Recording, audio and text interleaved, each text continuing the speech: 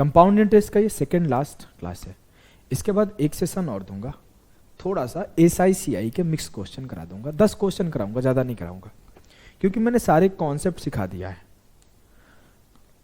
वो भी क्वेश्चन आप खुद से कर लोगे जो SICI मिक्स लाऊंगा, फिर भी 10 क्वेश्चन 12 क्वेश्चन मैं करा दूंगा, जिससे आपकी प्रैक्टिस हो जाएगी और थोड़ा डर खत्म हो जाएगा। आज हम लोग स्टार्ट करते हैं आज के सेशन का। ये डिस्ट्रीब्यूशन वाला सवाल है कि किसी एक सर्टेन पैसे को 2 भाग में बांट दिया जाता है तो क्या केस बनते हैं। अच्छा, ये टाइप के साथ साथ मैं अगर बताऊं एक चीज और, तो मैं देख रहा था इस बार के ICAR का पेपर, तो डिस्ट्रीब्यूशन से एक बहुत ही डिफिकल्ट टाइप का सवाल बनाया जा रहा है लगातार। देखो ये वाला, इसको मैंने मेंस में पढ़ाया भी था, CGL मेंस में। देखो इस टाइप के 6-7 सवाल वहां पे हैं, तो मैंने इस टाइप के 3 सवाल आपके लिए लेकर आया है। देखिए वही सेम सवाल, इसको मैंने खुद से इजी डेटा पर टाइप किया है। तो हम लोग 2 टाइप के सवाल आज करने वाले हैं। इसको करो, ये बार बार पूछा जाता है पेपर में, पढ़ो एक बार, कैसे होगा देखेंगे। अच्छा, कुछ लोग इस बात से बोर तो नहीं हो जाते यार, मैं बिल्कुल बात नहीं करता। हाँ, मेरे पास एक लोगों का कॉल आया था, वो बोल रहा था सर आप एकदम बोर कर देते हो, आप बिल्कुल बात ही नहीं करते। एक और सर है आपके टाइप है, नाम नहीं बताऊंगा मैं, वो तभी थोड़ा थोड़ा बात कर लेते हैं। क्या बात है, अभी बाद में आराम से करेंगे ना बात। ऐसा नहीं कि मैं बात नहीं करता, मैं बहुत बात करता हूँ। इसी वजह से तो बात नहीं करता, क्योंकि मैं बहुत बात करता हूँ। तो अभी मैं सोचता हूँ कि आपको पढ़ा दूंगा, रिजल्ट लेकर आना मेरे पास, बहुत बातें करेंगे। मैं शायरिया भी बहुत अच्छा बोलता हूँ, मैं पोएट्री लिखता भी बहुत अच्छा हूँ, कोई भी टॉपिक पे मैं बहुत अच्छा अपना पॉइंट ऑफ व्यू रखता हूँ, ओपिनियन रखता हूँ। अब अभी मैथ्स पढ़ा रहा हूँ, तो मैथ्स में क्या ही ओपिनियन रखूँ, क्या ही शेरो शायरी करूँ, टाइम पास होगा, इस वजह से नहीं करता हूँ। ऐसा नहीं है कि मैं करने नहीं आता, करने आता है, बहुत प्यारी प्यारी बातें करता हूँ, बहुत अच्छी अच्छी बातें करता हूँ। मैं कभी किसी को गलत भी नहीं बोलता, मैं लोगों से दूर रहता हूँ, कम बात करता हूँ, लोगों को थोड़ा अवॉइड करता हूँ, लेकिन मैं जब बात करता हूँ तो बहुत करता हूँ। इसीलिए अकेले रहता हूँ कि कम बात करूँ लोगों से। अभी जैसे मैं अकेले हूँ, अपना बटन दबा के क्लास चालू करूँगा, पढ़ाऊँगा। दीपावली कल है, सब चले गए हैं, कोई नहीं है, तो मैं अपना चेयर पे बैठूंगा, क्लास लूंगा, बातें हम लोग करेंगे। लाइव सेशन में कभी आओ तो बहुत बात करता हूँ, तो रिकॉर्डेड क्लास है, यहाँ पे मैं सोचता हूँ आपको सिखा के चला जाऊँ। अब 7 क्वेश्चन है, इसको मैं 1.5 घंटे पढ़ाऊंगा तो क्या ही बेनिफिट होगा, 20 मिनट में पढ़ा के निकल जाऊंगा। आ जाओ। बोला है कि एक व्यक्ति अपने बेटे के नामों पर 2523 रुपए को 2 भागों में विभाजित करने के बाद 5% प्रति वर्ष की दर से 3 वर्ष और 5 वर्ष के लिए निवेश करता है। यदि उन्हें समान राशि प्राप्त मिलती है तो उनके प्रत्येक पुत्र पर कितने धनराशि का निवेश की जाती है। सवाल यह है मेरे लाल कि a person invested for 3 years and 5 years 5% per annum compounded annually after dividing 2523 in 2 parts on the name of its sons respectively. If they got the same amount, how much money invested on each of its own? इसका एक basic तरीका मैं सिखा देता हूँ, फिर मैं इसको तेज कैसे करेंगे सिखा दूंगा। बेसिक तरीका वही है कि अगर मैं बोलूं कि देखो, इसके बेसिक तरीका भी 2 तरीके से हो सकता है। एक फॉर्मूला से लिख सकते हैं, और एक फॉर्मूला से कैसे, ये वाला कि अमाउंट बराबर होता है प्रिंसिपल इंटू 1 + r/100⁴n, ये वाला। तो ये वाले से हम लोग नहीं करेंगे, हम लोग बेसिक में भी रेशियो मेथड से करेंगे। अगर मैं बोलूं कि 5% पर दिया गया है, तो 5% का मतलब क्या होता है, तो आप बोलोगे सर 1/20। 5% का मतलब होता है 1/20। तो जो प्रिंसिपल रेशियो अमाउंट होगा वो क्या होगा, 20/21। लेकिन 2 बेटे हैं सर, एक बेटा 3 साल के लिए लिया है, दूसरा बेटा 5 साल के लिए लिया है। तो ये 3 साल के लिए वाले का प्रिंसिपल अमाउंट का रेशियो ये होगा, और 5 साल वाले के लिए प्रिंसिपल अमाउंट का रेशियो ये होगा।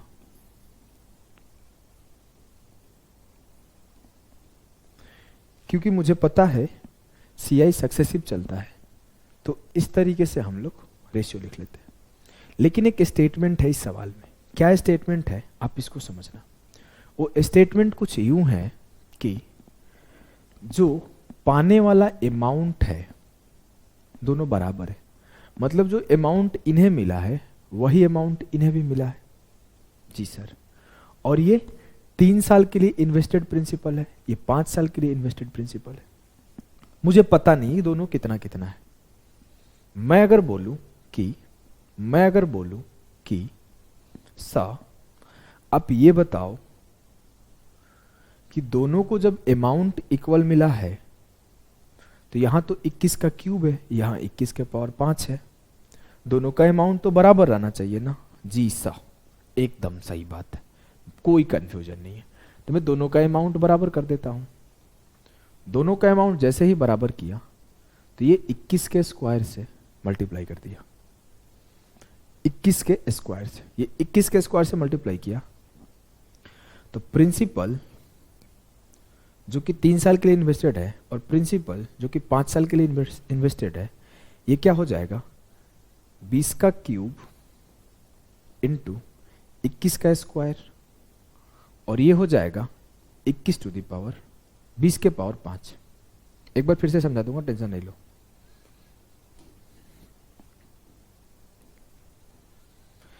मेरा अमाउंट दोनों का बराबर है, 21 के क्यूब में 21 का स्क्वायर मल्टीप्लाई होगा तो 21 के पावर 5 हो जाएगा, और ये पहले से 21 के पावर 5 है।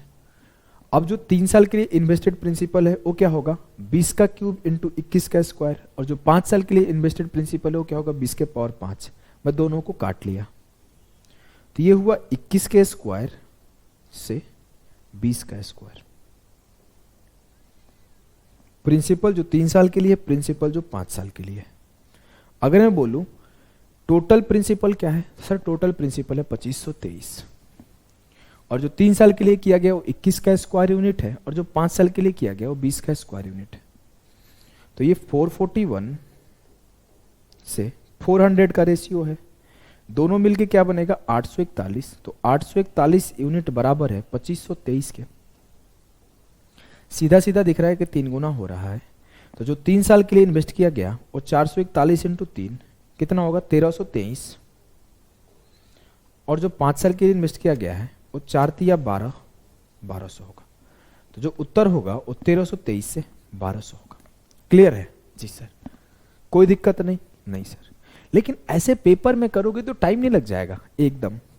देखो अगर इसे बेसिक से जाओगे ना तो एक आउटकम वही निकल के आएगा कि जो इनके टाइम का गैप है उसका रिवर्स का रेशियो होगा। देखो जो उनके टाइम का गैप है, इसको मिटाता हूं, पूरा नहीं मिटाता हूं, थोड़ा रख लेता हूं।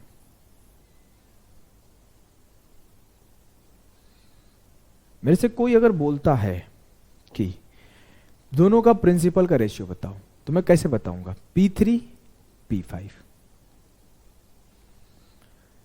20 से 21 इनका प्रिंसिपल से अमाउंट बनेगा, तो जो इनका प्रिंसिपल का रेशियो होगा वो 21 के स्क्वायर से 20 का स्क्वायर बनेगा।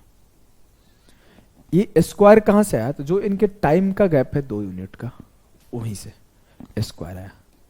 और ये रेशियो कहां से आया 21 से 20 का, तो ये इनका रेट से आया।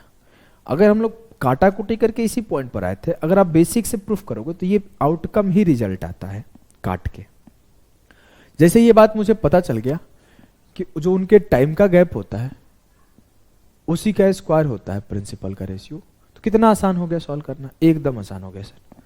अब मुझे ये पॉइंट पता चल गया तो मेरे को तेजी से सॉल्व करने में दिक्कत नहीं होगा, सीधे मैं इस पॉइंट से सॉल्व करना शुरू करूंगा।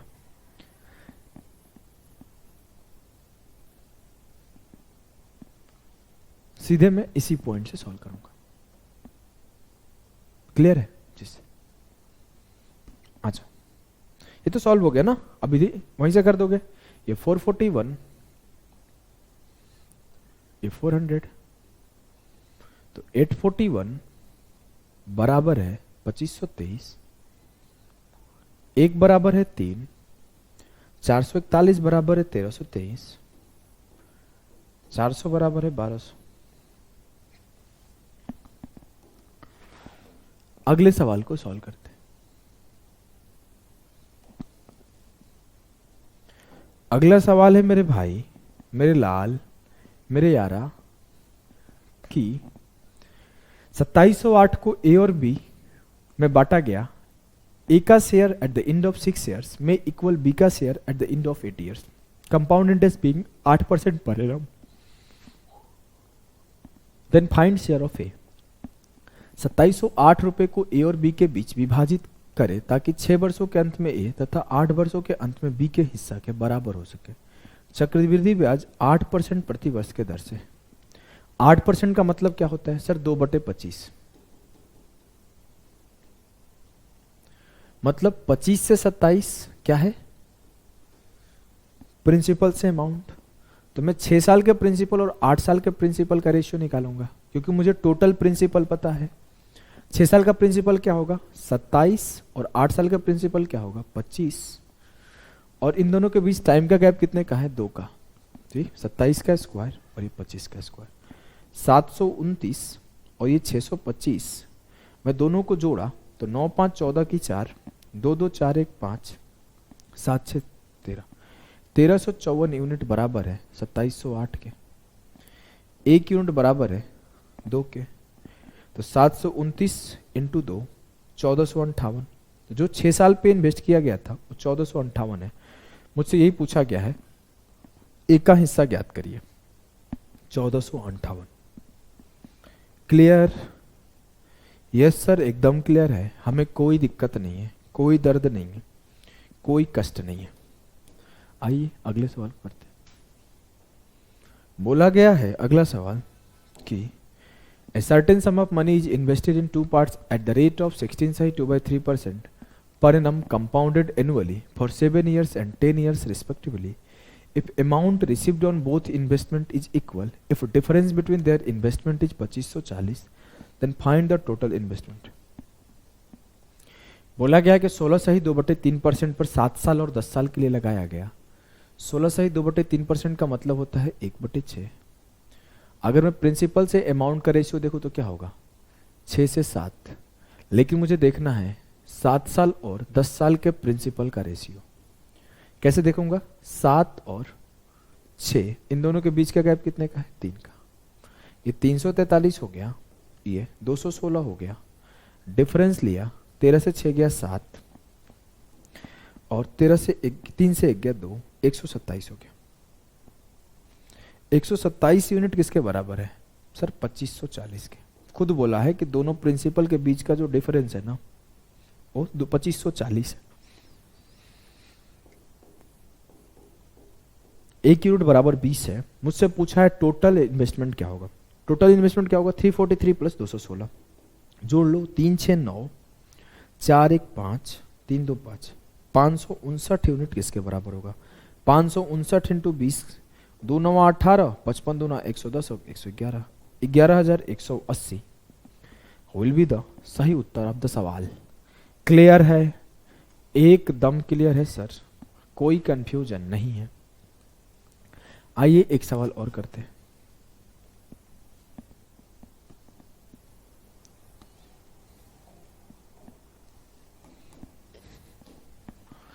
सवाल ये है, ए and be together borrowed a sum of 51,750 at an interest rate of 7% per annum compound interest in such a way that to settle the loan A paid as much amount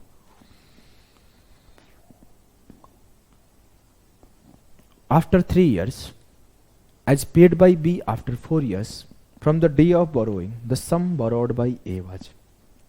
ए और B मिलकर 51,750 लगाए, 7% चक्रवृद्धि ब्याज की राशि पर लगाए और इस तरह लगाए कि निपटाने के लिए ए 3 सालों में जितना अमाउंट भरेगा बी 4 सालों में उतना ही भरेगा। अगर मैं 7% का मतलब लिखूं तो ये क्या होगा? 7/100। जो प्रिंसिपल से अमाउंट का रेशियो होगा 100 से 107 होगा। मैं ए और बी का अगर लिखूं तो ए को 3 साल के लिए लगाया गया तो 107 और बी को 4 साल के लिए लगाया गया। मान लो प्रिंसिपल ऑफ 3 और प्रिंसिपल ऑफ 4 लिख देते हैं। तो ये 100 होगा। इन दोनों के बीच का गैप कितने का है? 1 का, तो पावर में 1 होगा। कोई दिक्कत ही नहीं है सर, ये तो आसान हो गया बहुत ज्यादा।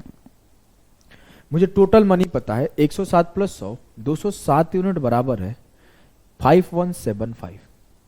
पहले 9 से काटते हैं, 23 नमा 207, 9 पचे 45, 9 सत्ते 63, 9 पचे 45, 23 से काटेंगे 25 बार में चला जाएगा, 23 दूना 46, 23 पचे 1 यूनिट बराबर हो गया 250 के। मुझसे बोला गया एक को कितना दिया गया था, निकाल दो। 250 गुणे 107, 25 साते 175, 25 से कम 25 और 26, 26,750। Option D will be the सही उत्तर ऑफ द सवाल। क्लियर है? एकदम क्लियर है सर, हमें कोई कंफ्यूजन नहीं है, हमें कोई कंफ्यूजन नहीं है। तो आइए अगले सवाल पे मूव करते हैं।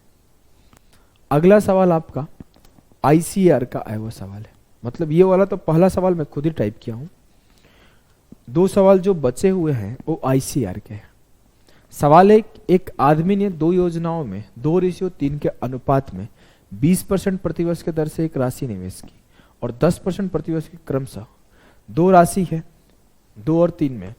एक में उसने 20% पर एनम और दूसरे में 10% पर एनम सीआई पर पैसा लगाया।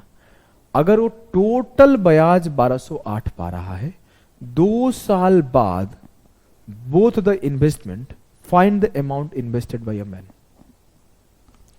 सवाल ये है कि एक आदमी 2:3 में ब्याज लगा रहा है, ब्याज पर दे रहा है पैसे। पहले वाले पर 20% 2 साल के लिए सीआई ले रहा है। अब आपको पता है 20% 2 साल में कितना ब्याज देता है? 44%। तो इस पे साहब 44% का ब्याज ले रहे हैं और दूसरे पर साहब 10% के हिसाब से 2 साल के लिए 21% का ब्याज ले रहे हैं। अब मैं 2 का 44% निकालूंगा तो डिफिकल्ट होगा, तो मैंने क्या करा, अपने मन से 2 0 दोनों पे चढ़ा दिया। अब मैं बोला 200 का 44% होगा 88, 300 का 21% होगा 63। पहले पर उन्हें 88 का ब्याज मिला, दूसरे पर उन्हें 63 का ब्याज मिला। टोटल ब्याज उन्हें मिला 8 3 11, 8 6 14 1 15, 151 यूनिट का। लेकिन मुझसे बोला गया नहीं, टोटल ब्याज जो है 1208 का है। सिंपली दिख रहा है 8 से कट रहा है, तो 1 यूनिट बराबर 8 है। मुझसे पूछा गया कि पूरा अमाउंट कितना इन्वेस्टेड था, तो 200 यहां पे था और 300 यहां था, 500 पूरा इन्वेस्टेड था। तो 1 यूनिट बराबर है 8 के, तो 500 यूनिट बराबर है 500 इंटू 8, 4000 के। क्लियर है? जी सर, क्लियर? यस सर, एकदम क्लियर है, हमें कोई कंफ्यूजन नहीं है। आइए अगले सवाल पे चलते हैं।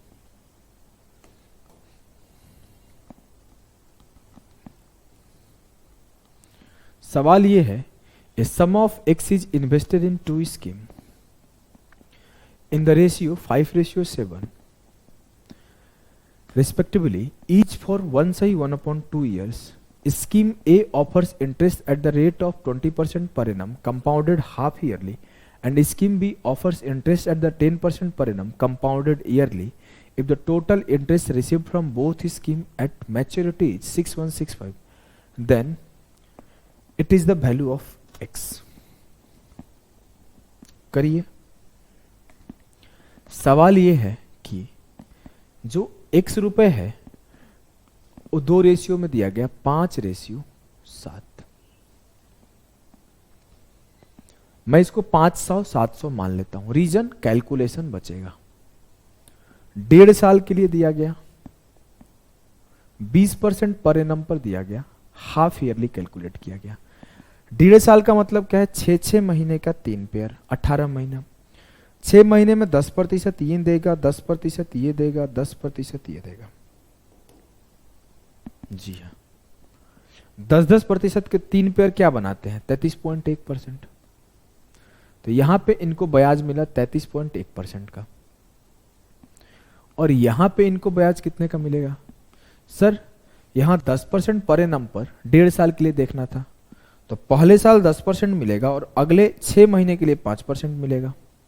तो 10 5 15 और प्लस 10 5 50/100 0.5, यहां पे मुझे 15.5% का ब्याज मिलेगा। जी हाँ, मैंने x प्लस वाई का मेथड लगा दिया, तो मैंने देखा कि दोनों जगह मिला के कितने का ब्याज मिल रहा है, तो निकाल दिया 5 एकम 5, 33 5 165। मैं एक काम करता हूं, एक एक जीरो और बढ़ा लेता हूं। मुझे 5000 का 33.1% आ गया 1655। ऐसे क्या होता 165.5 होता। अगर मैं 500 का 33.1% निकालूं तो मुझे 165.5 मिलेगा। मैंने 5000 और 7000 कर दिया कि डेसिमल का झमेला हटा देते हैं, अपने हाथ का जीरो है लगा दो कहीं भी। अब मैं अगर बोलूं कि 7000 का 15.5% क्या होगा, 7 5 35, 15 7 105 और 3 108, 1085। पहले केस में 1655 का ब्याज मिला, दूसरे केस में 1085 का ब्याज मिला, लेकिन बोला गया मुझे जो टोटल ब्याज मिला है 6165 का मिला है। मैंने दोनों को ऐड किया, 5 5 10 की 0, 5 8 13 1 14, 16 10 26 1 27, 2740 बराबर है 6165 के। अगर मैं देखूं तो 137 से कटेगा क्या, सीधा 274 से तो कटेगा नहीं, 137 से कट सकता है, क्योंकि 137 इंटू 2 है ये। अच्छा ये 5 से कटेगा क्या, 5 से देखते हैं। 12 5 60, 5 दिया 15, 5 दिया 15। अच्छा 3 से भी कट रहा है, 9 से भी कट रहा है। 9 से इसको काटो तो देखो क्या होगा, 9 एकम 9, 9 तिया 27, 9 7 63। हाँ कट गया। देखो ये जो नंबर है ना, मेरे को दिख गया था, इसलिए दिख गया था ना कि 137 इज अ प्राइम नंबर। अगर ये 137 से कटेगा नहीं तो इंटीजर में आंसर आएगा नहीं, तो इसलिए मैं सीधा 137 से ही काटने का प्लान कर रहा था। फिर भी मैं आप लोगों के लिए छोटे छोटे नंबर से काट के दिखाया कि डरना नहीं है। अगर मैं इसे काटा तो 137 इंटू 45 आया। मैं 137 से इसे काटा, 20 यूनिट बराबर हो गया 45 के। मैं 6 से दोनों तरफ मल्टीप्लाई कर देता हूं, 120 यूनिट बराबर हो गया 45 छक्के 270। कोई बोलेगा 6 से क्यों की है, क्योंकि मुझे 5 7 12,000 के वैल्यू निकालनी थी। मैं 120 यूनिट का वैल्यू 270 कर दिया, तो 2 2 जीरो दोनों तरफ लगा दो, तो 12,000 की वैल्यू 27,000 है। 27,000 विल बी द सही उत्तर ऑफ द सवाल। 27,000 will be the correct answer of this question. Calculation last में जाके थोड़ा सा अच्छा बनाया गया है, 2023 का सवाल है, काटना थोड़ा डिफिकल्ट होगा। इस सवाल को करो फटाफट से। ये 2 पार्ट में दिए जाने वाले टाइप का सवाल था, जो कि ये सवाल है ये थोड़े नया टाइम में आ रहे हैं। इसके पहले ऐसे सवाल एसएससी में कभी आए नहीं थे, एसआई में आते थे, सीआई में नहीं आते थे। ये थोड़े से ना डिफिकल्ट और कैलकुलेटिव बनाने के लिए पेपर को ऐसे सवाल आते हैं। इसके पहले जो सवाल आए हैं ना पेपर में, यही आए हैं। ऊपर वाले जो मैंने कराया था रेशियो वाले, ये सबको रटा होता था। अगर आप देखोगे तो ये सवाल अभी कहीं नहीं मिलेगा, क्योंकि अभी पहली बार आया ही है। मैंने इस टाइप के कुछ सवाल एलिगेशन में पढ़ाया है, वो मैंने खुद से सवाल का डेटा रखा है, और ये सवाल वेटेड एवरेज से भी बन जाएगा। अगर आप इसे वेटेड एवरेज से करने जाओ ना तो भी बन जाएगा। आप लोग ट्राई करना वेटेड एवरेज से, एक बार ट्राई करना, वेटेड एवरेज से बन जाएगा। सवाल यह है कि सुधा इन्वेस्ट करती है saving scheme A and B में 3:5 में, दोनों 1.5 साल के लिए है। ए ऑफर करता है 20% का ब्याज 6 मंथली, जबकि बी ऑफर करता है 10% का ब्याज एनुअली। अगर डिफरेंस दोनों के बीच का ए और बी का 152.60 है तो मनी क्या होगा। कैसे करोगे, कैसे करोगे बताओ। सर ऐसे करेंगे कि 300:500 लिख लिए। इसमें कितने का ब्याज है sir, 20% per annum, 6 monthly calculate करना है, तो 10 के 3 पेयर। सर सीधा सीधा 33.1 कर लेते हैं। सर 33.1 डेसिमल ना बनाए तो 3000 से 5000 कर लेते हैं। इसका 3 एकम 3, 33 या 99, 993 सीधा सीधा हो गया। दूसरा 10% के हिसाब से 1.5 साल के लिए, अभी अभी पीछे कैलकुलेट किए थे, 10% 1.5 साल में 15.5 देता है, तो यहां पे भी 15.5 देगा। 5 5 25, 15 5 75, 277, दोनों का डिफरेंस लिया। 13 5 8, 8 7 1, 9 से 7 गया 2, 218, 109। ये देखो देखो क्या है, ये 2 इंटू 109 है। अब मेरे को ये नजर पे चढ़ गया। क्यों चढ़ गया? क्योंकि ये प्राइम है तो काटेगा, ये भी 109 से कटेगा। आओ काट के देखते हैं। ये बराबर है 1526/10 के। पहले 2 से काटा 109 बार, 2 से काटा 2 7 14, 2 6 12, 2 3 6। देखो 109 से कट गया 7 बार। एक यूनिट बराबर हो गया 7/10। मुझे निकालना क्या है? Money invested in scheme B. Scheme B में 5000 लगाया गया, तो 5000 यूनिट का वैल्यू होगा 5000 इंटू 7/10 मतलब 3500। 3500 विल बी द सही उत्तर ऑफ द सवाल। क्लियर है? एकदम क्लियर है सर। हमें कोई दुख, कोई दर्द, कोई पीड़ा, कोई परेशानी नहीं है। एक सेशन लगभग 40 मिनट्स का मैं दे रहा हूं एसआई और सीआई मिक्स पर। वैसे जरूरत नहीं है, आप लोग खुद से कर लोगे।